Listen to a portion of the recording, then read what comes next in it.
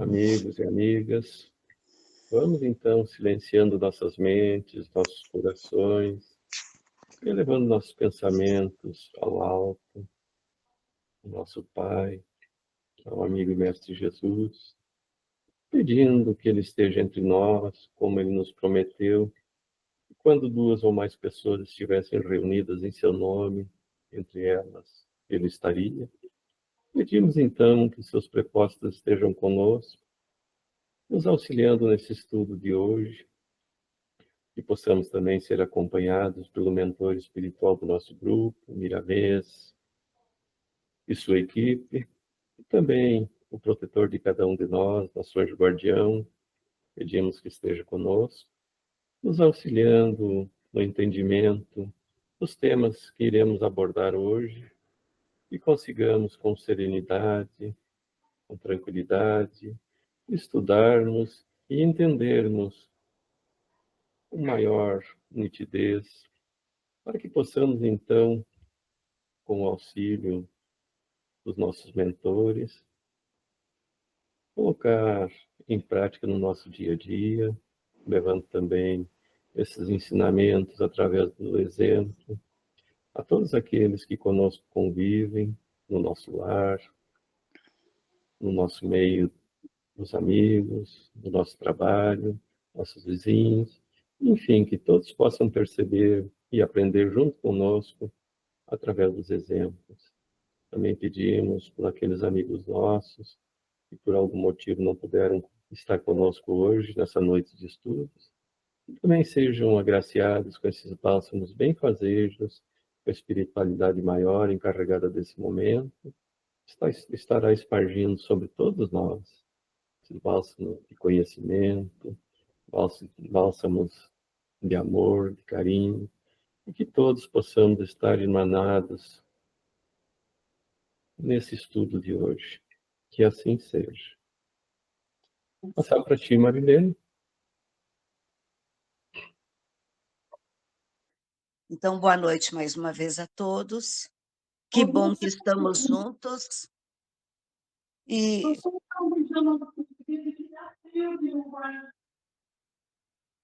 então, vamos ver o capítulo 25, buscar e achareis, os itens 6 e 7, em que fala sobre observai os pássaros do céu.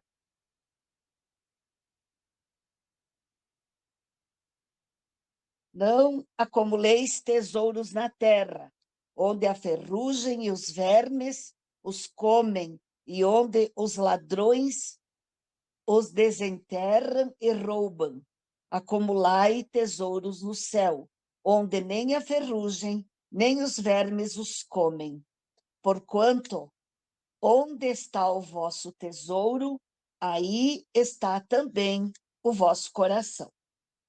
Eis porque vos digo, não vos inquieteis por saber onde achareis o que comer para o sustento da vossa vida, nem de onde tirareis vestes para cobrir o vosso corpo. Não é a vida mais que o alimento e o corpo mais que as vestes? Observai os pássaros do céu, não semeiam, não ceifam, nada guardam em celeiro, mas vosso Pai Celestial os alimenta. Não sois muito mais do que eles? E qual dentre vós o que pede com todos os seus esforços, que pode, com todos os seus esforços, aumentar de um côvado a sua estatura? Porque também vos inquietais pelo vestuário? Observai como crescem os lírios dos campos, não trabalham nem fiam. Entretanto, eu vos declaro que nem Salomão, em toda a sua glória, jamais se vestiu como um deles. Ora, se Deus tem cuidado de vestir dessa maneira a erva dos campos, que existe hoje e amanhã será lançada na fornalha, e quanto mais cuidado não terá em vos vestir, ó homens de pouca fé. Não vos inquieteis, pois, dizendo: que comeremos, ou que beberemos, ou de que nos vestiremos, como fazem os pagãos que andam à procura de todas essas coisas, porque vosso Pai sabe que tendes necessidade delas. Buscai primeiramente o reino de Deus e a sua justiça, que todas essas coisas vos serão dadas de acréscimo. Assim, pois, não vos ponhais inquietos pelo dia de amanhã, porquanto o amanhã cuidará de si. A cada dia basta o seu mal. Mateus, capítulo 6, versículos 19 a 21 e versículos 25 a 34.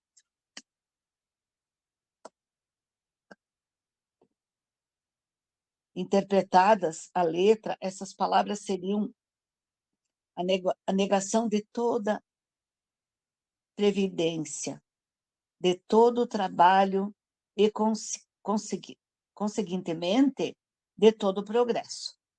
Com semelhante princípio, o homem limitar-se-ia a esperar passivamente.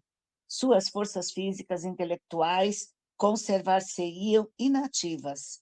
Se tal fora a sua condição normal na Terra, jamais houvera ele saído do estado primitivo. E se dessa condição fizesse ele a sua lei para a atualidade, só lhe caberia viver sem fazer coisa alguma.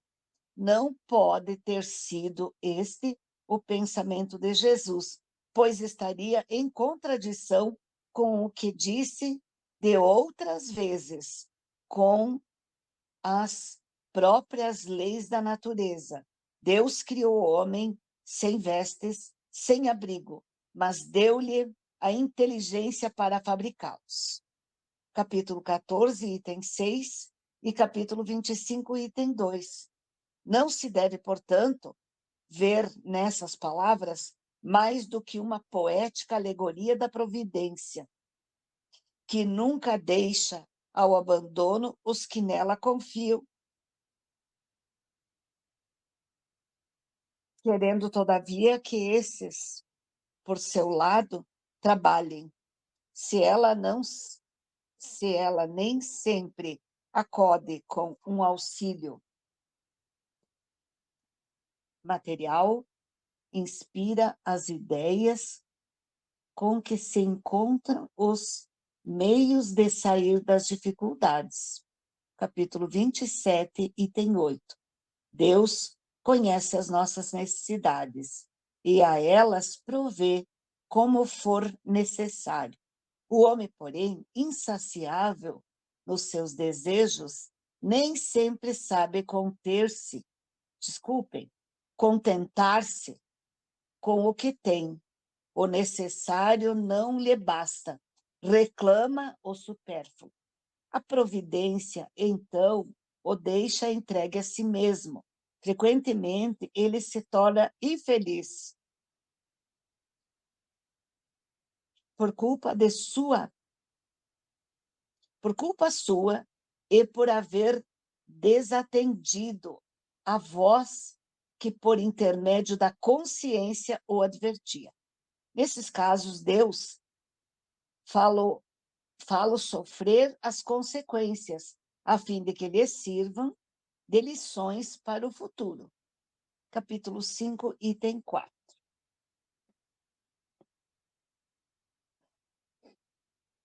Quando a gente começa a ver estas mensagens, a gente pensa o quanto é importante cuidar da parte espiritual da nossa vida, né? A parte material é necessária, com certeza, Mas, e claro, esperamos que não aconteça conosco, porque a gente já tem conhecimento da doutrina, não é? Tem pessoas que procuram acumular, acumular, nunca estão satisfeitos. Quanto mais tem, mais querem. Então, a gente tem que ter este discernimento.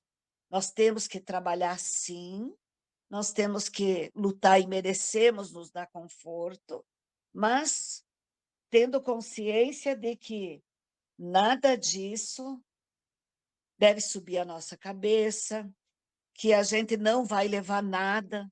A gente ouve tanto falar sobre isso, não é? Caixão não é cofre, a gente nasceu sem roupa. Quando partir, o mínimo de necessário ali para cobrir o corpo. E por que tanto apego? Então, aí tem umas questões que nós podemos compartilhar com os irmãos e alguns pequenos textos do Fonte Viva, do Pão Nosso, que buscamos. O que são os tesouros na terra e os tesouros no céu? Na terra são os bens supérfluos, as riquezas improdutivas, a posse egoísta. No céu são as virtudes, a caridade prática, os conhecimentos adquiridos e a ação no bem. Beleza física, poder temporário, propriedade e fortuna meadada, podem ser simples atributo da máscara humana que o tempo transforma infatigável. Quem ditou foi Emmanuel, no livro Fonte Viva. Por que Jesus nos aconselha a acumular os tesouros do céu e não os da terra? Porque quando nos dedicamos à exclusiva busca dos tesouros da terra, esquecemos da nossa evolução espiritual. O único objetivo que temos e que só será conseguida quando buscarmos os tesouros do céu. Porque amanhã serás visitado pela mão niveladora da morte e possuirás tão somente as qualidades nobres ou aviltantes que houverdes instalado em ti mesmo. Ainda no livro Fonte Viva, fala de Emmanuel. Porque o nosso coração está onde se encontra o nosso tesouro, porque a nossa atenção, sentimento, interesse se prendem naquilo que constitui a nossa maior preocupação. Daí a necessidade de nos ocuparmos na vida com atividades nobres, amealhando bondade, compreensão e simpatia. É da lei que o divino se identifique com o que seja divino. Porque ninguém contemplará o céu se acolhe o inferno no coração. Palavras do livro Pão Nosso, de Emmanuel. Existem ensinamentos, estes ensinamentos não seria um convite ao comodismo? Não, porquanto devemos ver aqui o sentido moral das palavras de Jesus. O que ele nos recomenda é não nos preocuparmos em demasia com essas questões, posto que nosso progresso espiritual é que deve mobilizar a nossa atenção.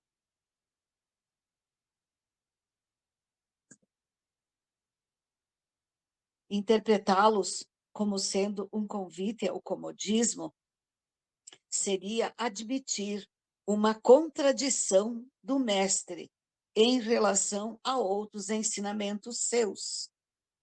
Como é possível buscarmos o reino de Deus num mundo em que prevalece ainda o apego dos homens aos tesouros da terra? É possível desde que a par dos prazeres que as nossas condições humanas nos permitem desfrutar, saibamos valorizar e praticar os atos que nos engrandecem espiritualmente e cujo roteiro encontramos no Evangelho de Jesus. Devemos viver no mundo, sem, no entanto, nos deixarmos pertencer a ele. A fé é suficiente para prover as nossas necessidades, como vestir, comer e beber, etc. A fé somente não basta. Ela apenas nos auxilia e nos anima, proporcionando-nos meios de atingir o objetivo encetado. A providência só nos provê do necessário quando em nós existe disposição para o trabalho e empenho na busca daquilo de que necessitamos. Fé sem obras é como lampião sem lume. A fé se materializa através do trabalho edificante.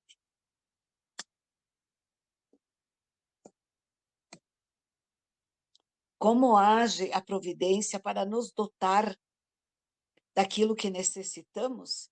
Inspirando-nos, iluminando-nos o caminho, concedendo-nos inteligência, prodigalizando saúde, ensejando-nos trabalho, etc. Estes são alguns dos tantos instrumentos, todos, entretanto, apoiados em nossa disposição e empenho. Porque o homem, embora trabalhando com afinco, nem sempre se vê atendido em suas necessidades?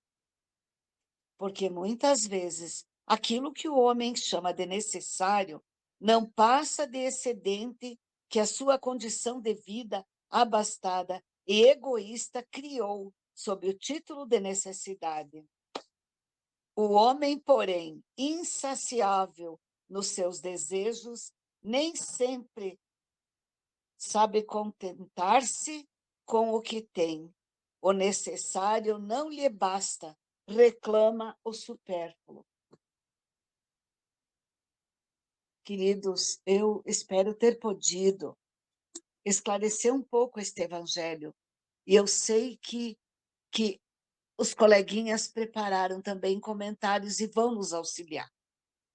Eu também assisti, Kátia, a palestra deste palestrante, e ele falava muito a respeito da ansiedade, de tanta coisa, mas eu vou deixar para você, minha querida amiga.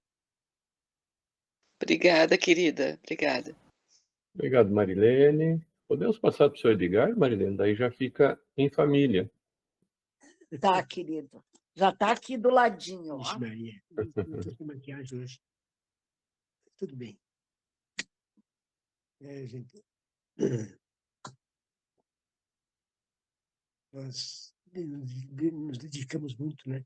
Tem muitas pessoas que dizem assim, vocês espíritas não gostam de dinheiro? O dinheiro é que deposita na minha conta aí que eu aceito. Nós gostamos de dinheiro, sim. Só que o dinheiro não pode subir a nossa cabeça, né?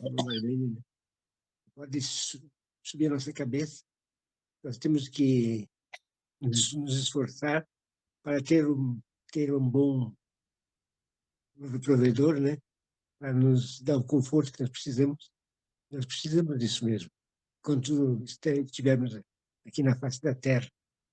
Mas os bens espirituais, esses que nós trouxemos e vamos levar com nós, muitas vezes nós deixamos de lado.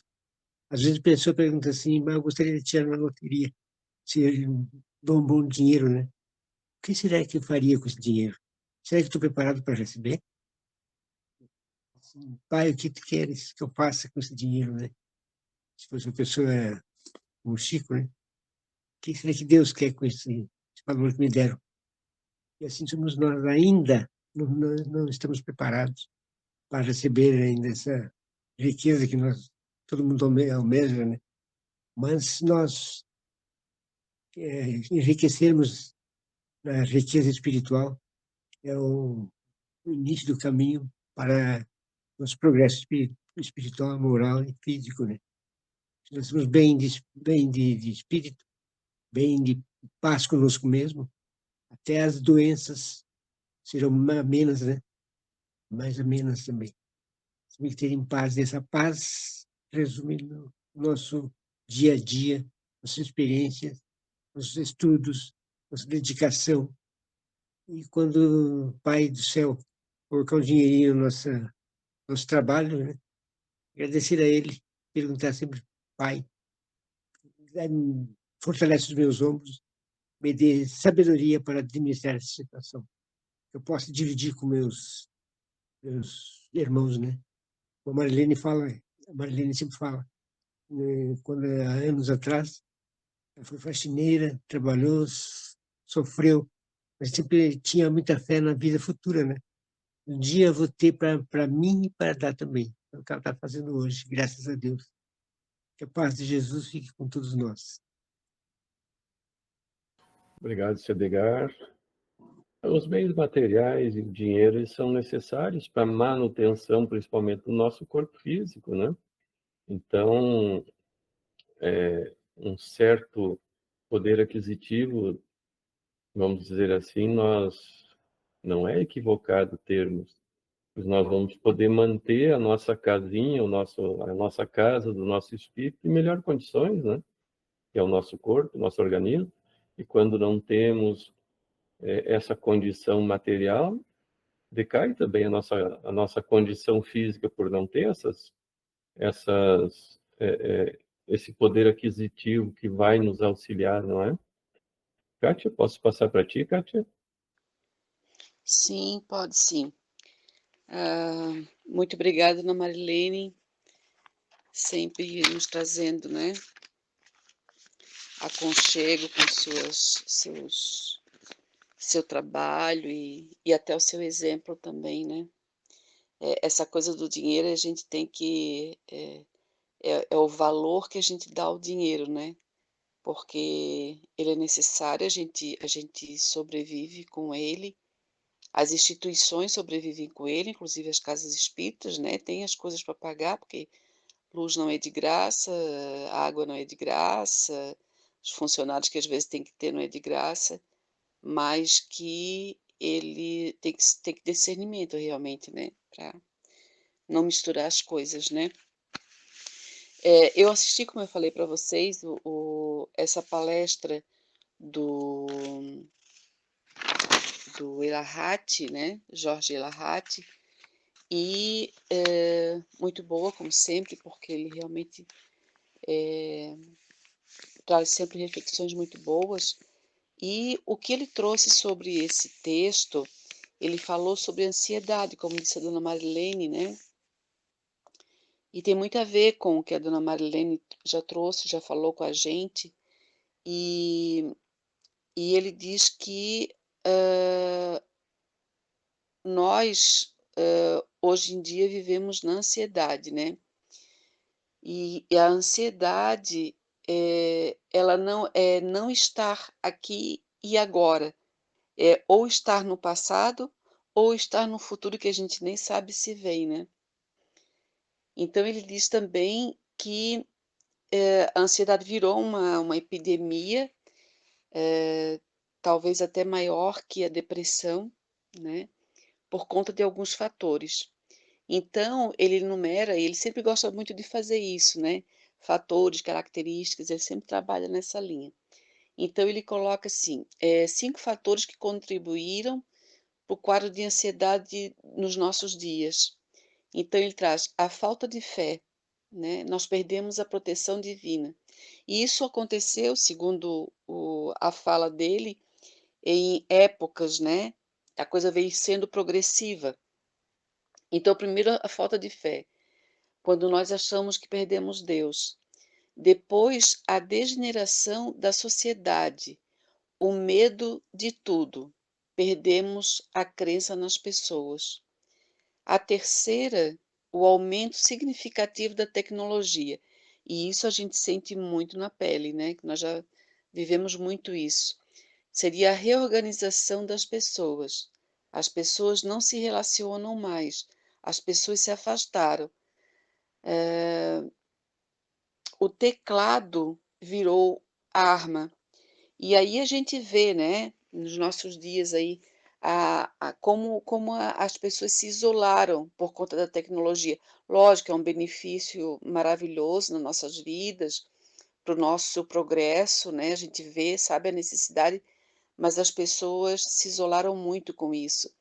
E, assim como a tecnologia nos ajuda muito, inclusive agora, por exemplo, né, no nosso trabalho aqui, no nosso estudo, é um trabalho de evolução que é feito usando a tecnologia, né.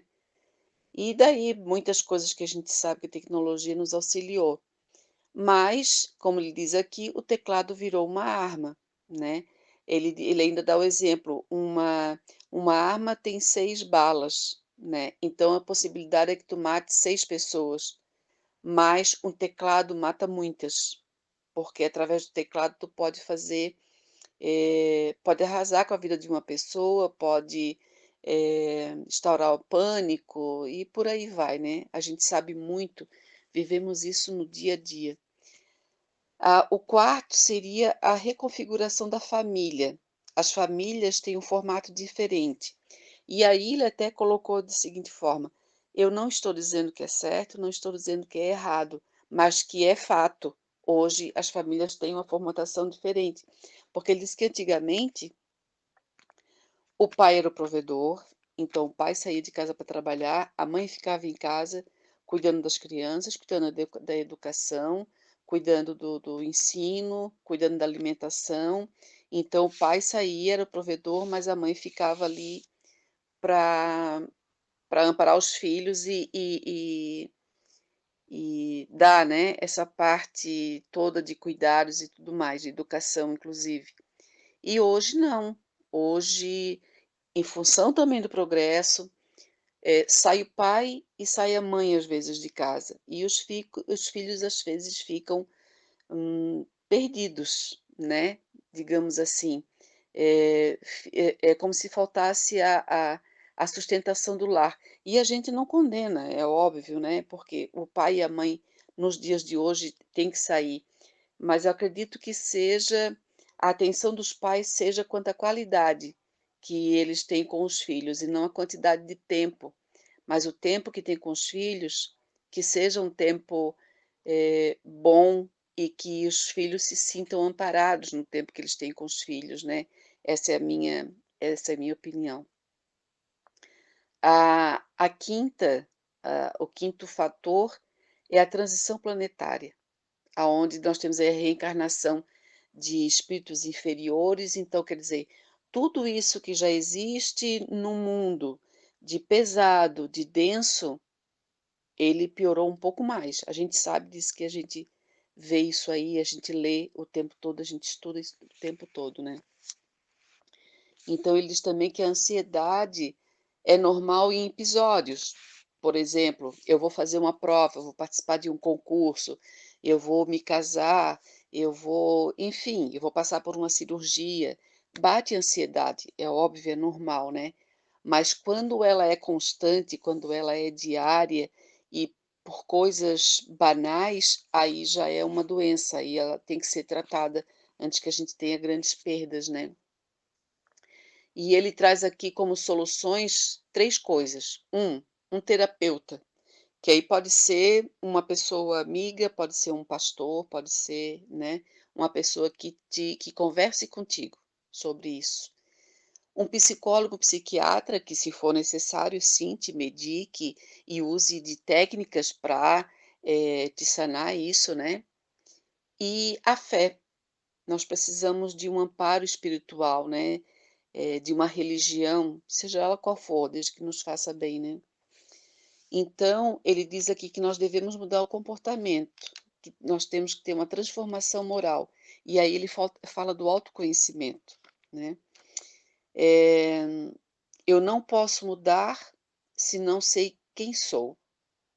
É o autoconhecimento. A gente tem que começar a se conhecer, a gente tem que começar a saber das nossas fragilidades, o que nos incomoda, se foi na nossa infância, eh, se foi por um problema específico, por que que nós temos medo, e aí a partir daí a coisa muda, a coisa pode mudar, desde que a gente queira.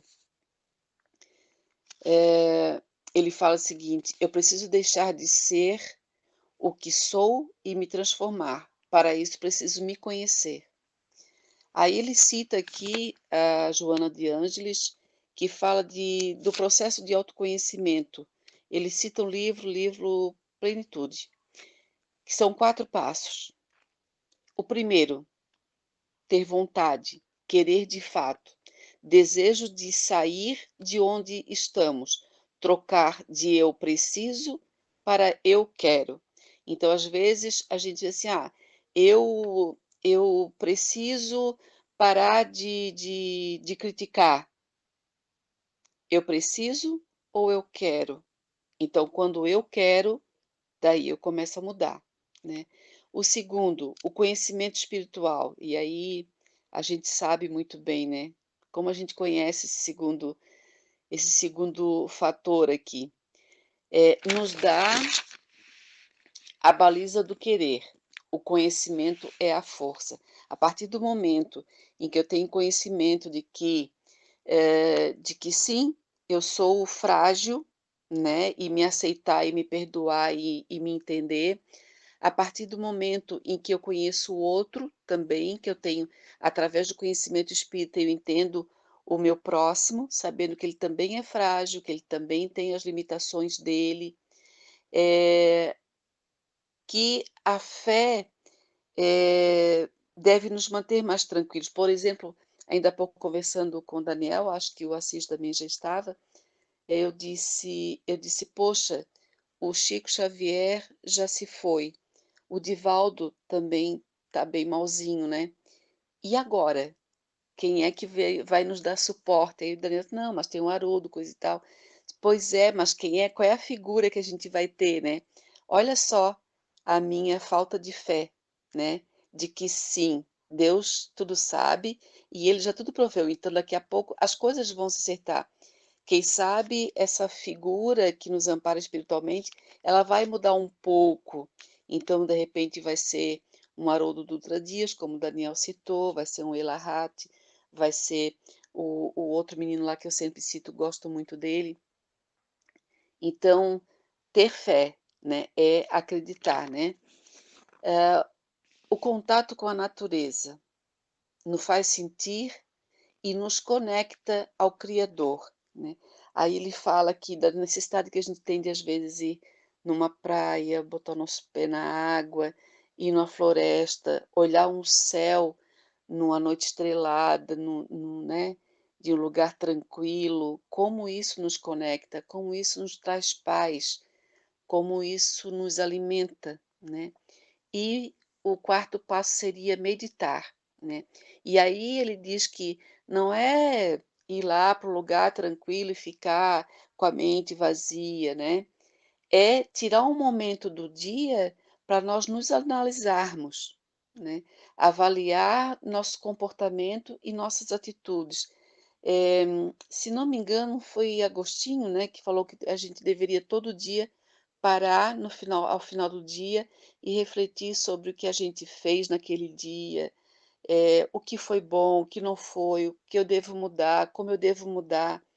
Então, achei muito atual essa reflexão que ele fez sobre esse texto, né, e falar sobre a ansiedade, que é um mal aí que nos cerca no dia a dia, né, às vezes por coisas de fato importantes e vitais, mas às vezes por coisas que a gente não precisaria se preocupar tanto, né. É isso que eu quero trazer para vocês e espero ter contribuído. Obrigada, gente. Obrigado, Kátia. Foi muito bom, muito boa a tua explanação. E realmente a humanidade está ansiosa, né? E eu vejo assim 2 pontos. A família já não tem mais aquele sentido, aquele valor para a maioria do ser humano, né? E a internet, ela é maravilhosa e é terrível ao mesmo tempo. Se bem utilizada, ela é maravilhosa. É como tu citou, olha nós aqui.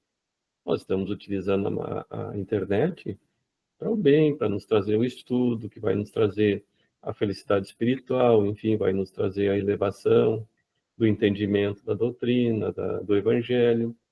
Agora, dependendo do que nós assistirmos, e veja bem, nós assistimos coisas boas ou más, dependendo da nossa sintonia.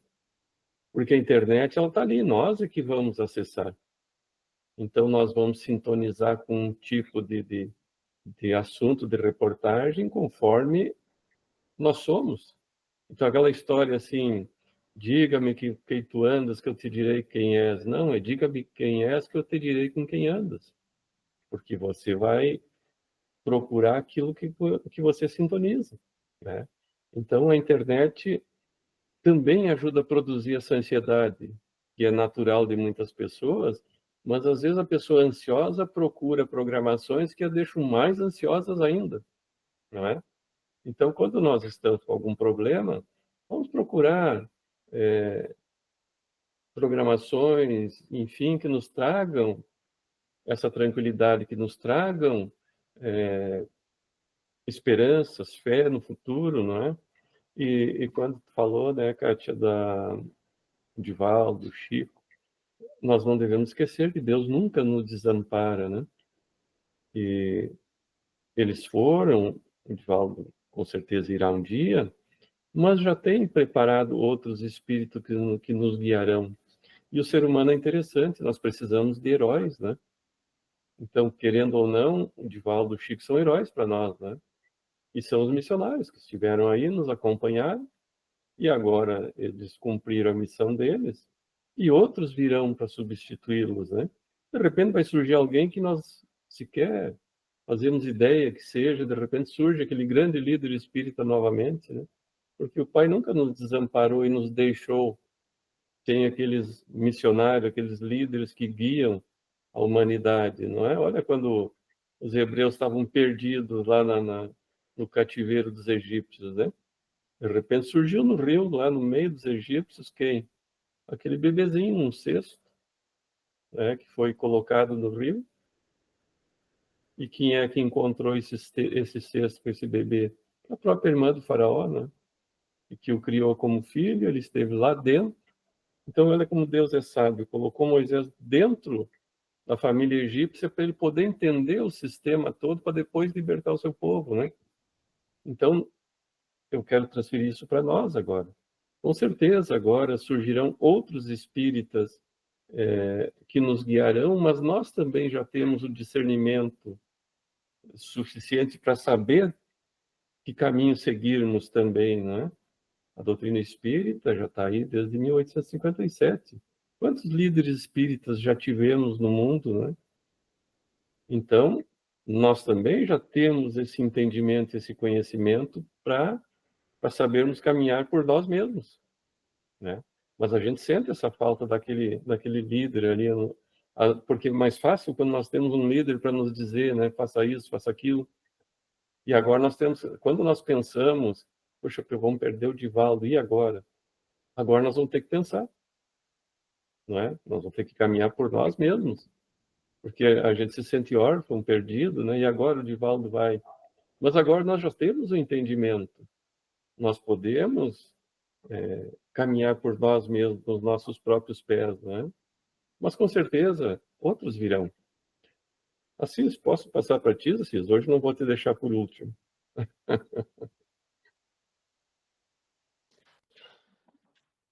Se você for ver, Daniel, é que é tudo diferente para nós. Poxa vida, o Divaldo, 97 anos. Quem nasceu e se criou na vida de família espírita, a vida inteira se falaram sobre Francisco Xavier e o Divaldo, né? Entende? É que nem a gente. Todos nós nos criamos ouvindo falar da rainha Maria Elizabeth, né?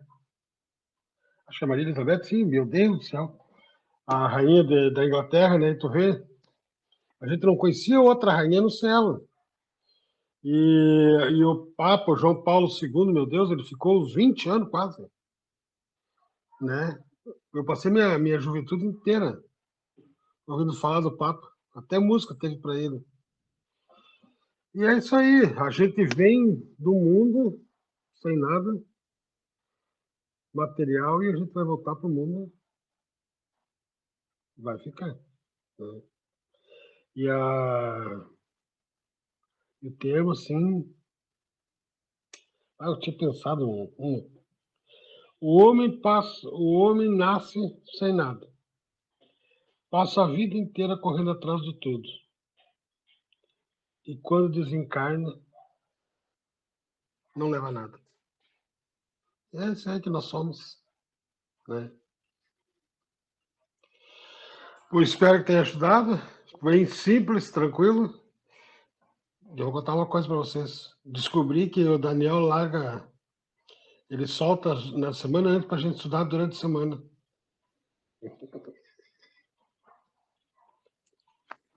Que barbaridade. Obrigado, Assis. Não, todas as participações são importantes, não importa se mais longas ou mais curtas, né? Todas são importantes. E é isso, né? A única bagagem que nós vamos levar de volta é a nossa bagagem moral, aquela dos bens que nós corremos tanto atrás, essas ficam. E como tu disse, né? Nós temos esses heróis, a Rainha Elizabeth, para a gente lá era a heroína, né? E a gente vendo hoje, a família dela seguiu. Ela desencarnou, voltou para o mundo espiritual, mas segue. Então, trazendo isso para a doutrina espírita, eu também me criei, Chico nasceu em 1910, eu nasci em 58. Então, desde que eu nasci, se falava em Chico Xavier, né? Então, a gente tem eles como referência. E agora nós temos que nos readaptar no mundo sem eles, né? Chico já faz quantos anos que desencarnou, né? 2002, né? Faz 20, vai fazer 23 anos. E a vida seguiu, e a gente seguiu, e surgiram outros nesse meio tempo. E assim é a vida, ela vai se renovando, né? Então nós temos que ir nos adaptando às novas realidades, porque elas acontecem, vai acontecer conosco. Nós vamos voltar para o mundo espiritual, nossos filhos vão seguir, os filhos dos nossos filhos, enfim, é a renovação natural que acontece, né? Fátima, posso passar para ti, Fátima?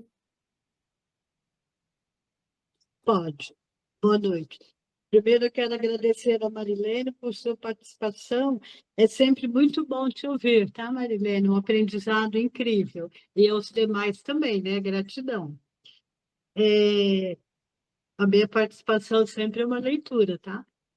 Na perspectiva espírita, a frase "olhai para os pássaros do céu", Mateus 6:26, é uma metáfora para a confiança em Deus e a importância de buscar o reino celestial antes de se preocupar com as coisas materiais. A doutrina espírita interpreta que, assim como Deus cuida dos pássaros, ele também cuida dos seres humanos, desde que estes busquem a justiça e a retidão. A preocupação excessiva com o futuro e as necessidades materiais pode distorcer a visão espiritual e impedir o progresso moral. O ser humano é um ser simbólico por natureza. Entre os muitos símbolos estão os inerentes à criação, geralmente transformados em mitos. Um exemplo clássico é o mito do Adão e Eva. Há no âmago do mito muitas verdades. Para descobri-las, é preciso buscar o fundo da coisa, a origem do processo, observando, inclusive, a época em que aquele conhecimento foi ventilado. Jesus não fugia às regras da sociedade em que vivia. Seus conhecimentos eram transmitidos por parábolas, meio de comunicação da época. Nessa passagem evangélica, há que se ater ao símbolo, não resta dúvida, mas interpretá-lo à luz do conhecimento atual, principalmente com auxílios dos benfeitores espirituais. Os dizeres dessa passagem evangélica nada mais são do que um símbolo referente à providência divina. A natureza nos provê a matéria-prima, a Marilene falou isso. Os elementos para serem transformados pelo uso da inteligência humana. Não deve ser interpretado como uma espécie de comodismo, em que ficamos esperando a providência. A confiança, porém, não nos exime do trabalho a ser realizado. Olhemos as coisas da terra sob o ponto de vista dos espíritos superiores. Assimilando-lhes os ensinamentos, estaremos nos capacitando para entrar no reino de Deus, no sentido de que o divino se identifique com o que seja divino. É isso aí. Obrigado, Fátima. Um belo texto, muito bom. É muito bom encontrar esses textos para nós e vem também nos abrilhantar. É claro que as coisas que eu vou falar, muitas eu vou repetir, mas sempre é bom a gente repetir alguma coisa para ir fixando, né, o nosso entendimento, o nosso ensinamento. Então, é interessante, como a Fátima citou no início, né, o observar os pássaros do céu, está no Evangelho de Mateus. Então, essa passagem ela faz parte do Sermão do Monte, né? E ela serve o quê? Para diminuir as nossas preocupações exageradas com as coisas materiais. E é uma das mais belas falas de Jesus, né? E no Sermão do Monte, o Mestre nos mostra ainda que todas as vezes que as inquietações tomarem conta de nós, do nosso ser, é importante nós lembrarmos dessa lição do olhar os pássaros nos céus. Esses novos tempos de agora, a gente já estava comentando, né? Tem nos deixado inquietos, inseguros, né? Assustados com as coisas que vêm acontecendo no nosso mundo. Pois é o final dos tempos, a última fase da transição, né? E aí vamos nos inquietando em demasia com o dia de amanhã, né? Com o emprego. Temos preocupações com o nosso emprego. Principalmente a gente vendo como está nossos governos, isso é mundial, não é só no Brasil. Os nossos negócios, a nossa saúde, né? As nossas relações que estão bem complexas, né? Então, a todo momento nós estamos sendo convidados a mudar. Mas o que acontece? Toda mudança, ela requer que saiamos da nossa zona de conforto. E isso causa temor em nós. Esse é o grande problema. Nós vamos ter que sair da nossa zona de conforto. E aí isso nos preocupa. Então, vamos pensar sempre nessa passagem do Evangelho. Os pássaros no céu e os lírios no campo. Como figuras de linguagem trazidas pelo Mestre Jesus, para nos proporcionar a tranquilidade e a paz que nós não estamos tendo devido a todos esses fatores, né? E Jesus ainda nos diz para não andarmos inquietos sobre o que comermos, bebermos ou vestirmos, não é? Porque o Pai sabe das nossas necessidades, isso o Mestre nos diz nessa passagem. Então, por isso que nós devemos primeiro buscar o reino de Deus, a sua justiça, porque as demais coisas, nós buscando isso, elas vão vir ao natural. Então, não nos inquietemos com o amanhã. Como diz no Evangelho, basta o mal de cada dia. Agora, se nós interpretarmos ao pé da letra as palavras de Jesus, as suas palavras, como nós já vimos anteriormente em outras passagens, né, seria a negação da providência divina e do progresso moral, intelectual, né, material, inclusive, da humanidade. Então, como nós vimos, né, no Evangelho, o homem nada faria, a não ser esperar ali passivamente, sentadinho, permanecendo, como diz o Evangelho, inativo, físico, intelectual e moralmente, não é? Então, pensemos, se assim fosse, ainda seríamos um mundo primitivo, como nos diz o Evangelho. Vamos meditar, então, no verdadeiro significado dessas palavras. Porque se elas forem tomadas, né, no sentido literal, nós sabemos que elas estariam em contradição com as próprias leis da natureza. Deus, ele nos criou simples, ignorantes, sem vestimenta, abrigo. Mas nos deu a inteligência para que criássemos essas condições, né, de sobrevivência no nosso planeta.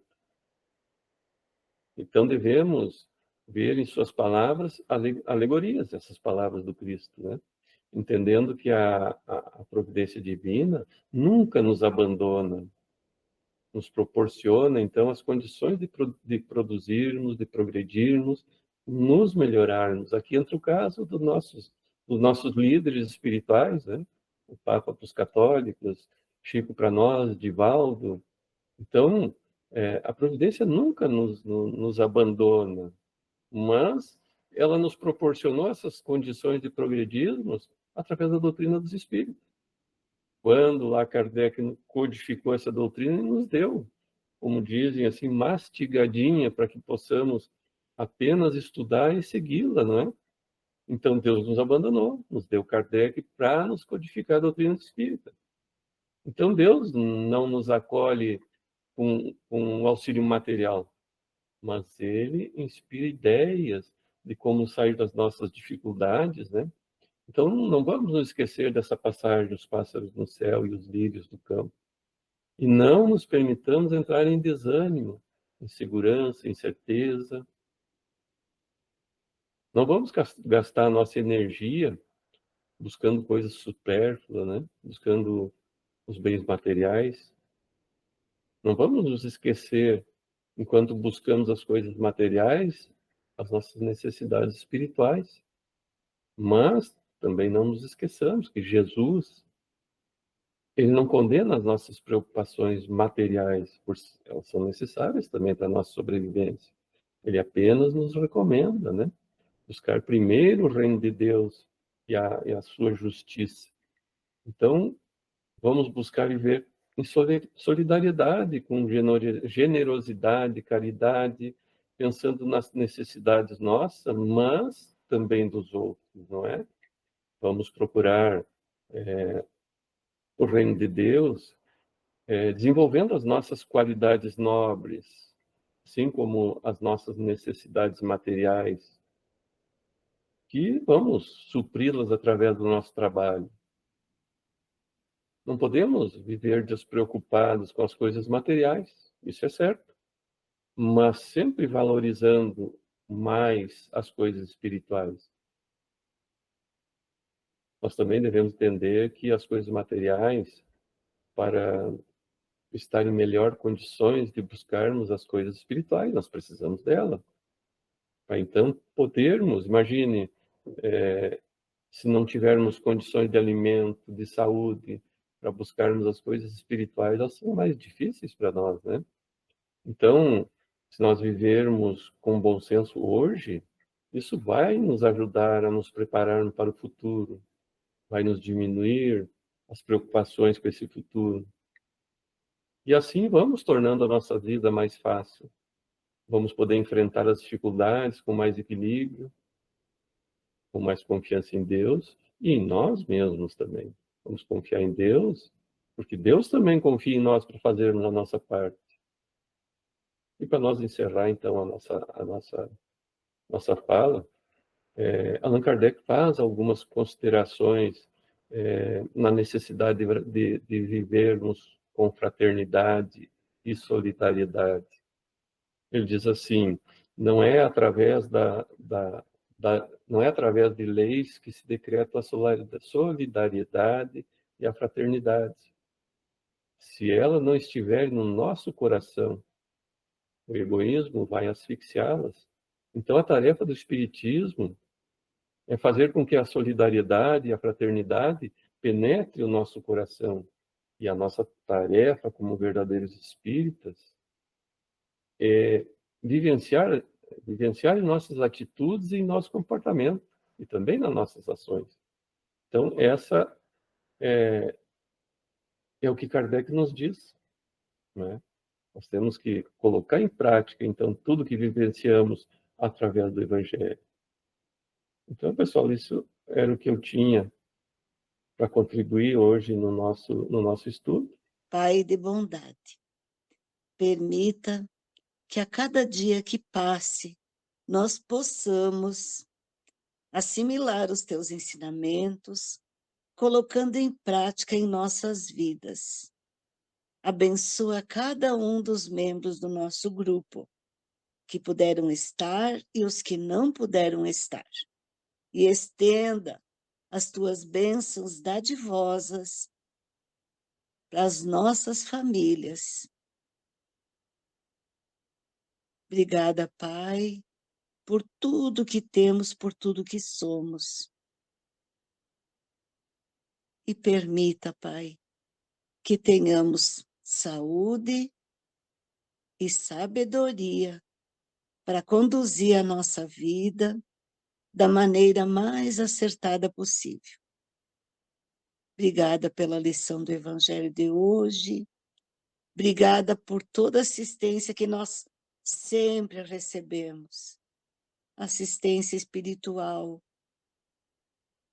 no momento dos nossos estudos, mas nós sabemos que no decorrer dos nossos dias também sempre temos. E que tenhamos também sabedoria para entender as intuições boas que recebemos. Abençoe a nossa semana, que seja sempre de realizações na prática do bem. Que assim seja.